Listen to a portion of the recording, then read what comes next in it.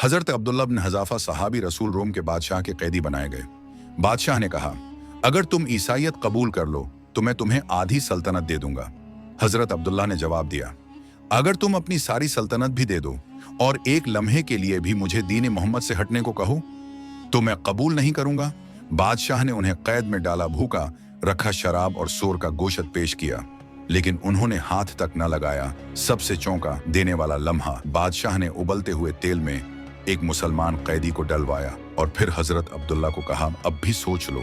हजरत अब्दुल्ला रो पड़े। बादशाह खुश हो गया कि शायद हार गए, मगर उन्होंने कहा, मैं उस लिए रविया कि मेरे पास सिर्फ एक जान है, काश अल्लाह के लिए 1000 जानें होते। बादशाह लरस गया। बादशाह ने कहा, मेरे सर को चूम लो, मैं तुम्हें आजाद कर दूंगा।